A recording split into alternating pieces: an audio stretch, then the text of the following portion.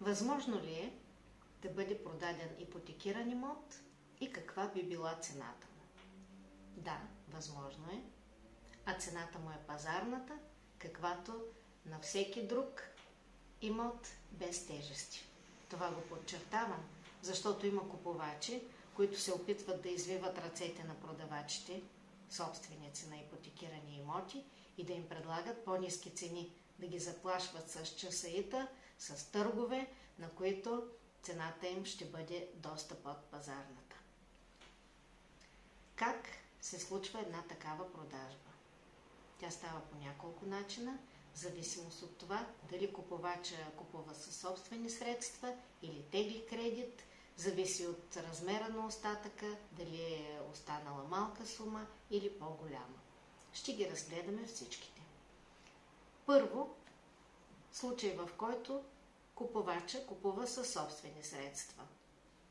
Продавача, собственик на ипотекиран апартамент, взема от банката кредитор писмо-ангажимент, в който към конкретната дата е изчислен остатъка по кредита.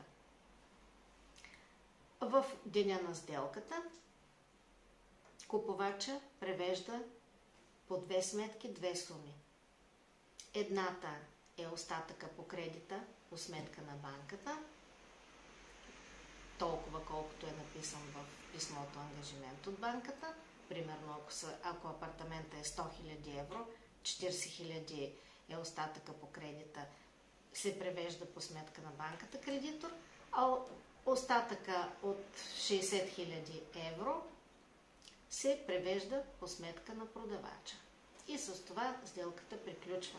Банката има ангажимент в 3-дневен срок, след като е получила сумата по кредита, да заличи ипотеката. В втория случай купувача купува с кредит.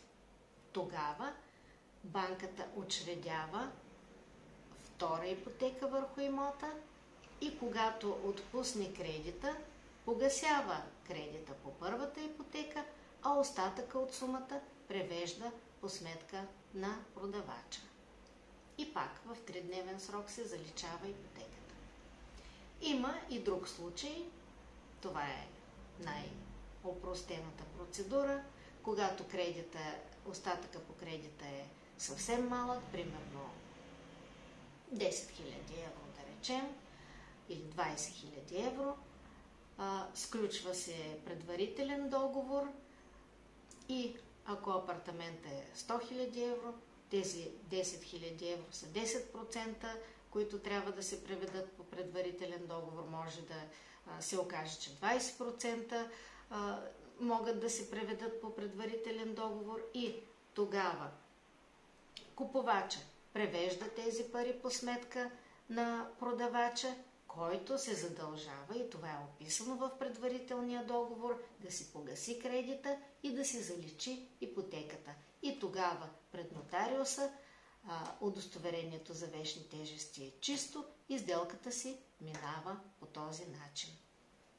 Аз съм Ирина Генова, Агенция за недвижими имоти Доминфо, вашия брокер.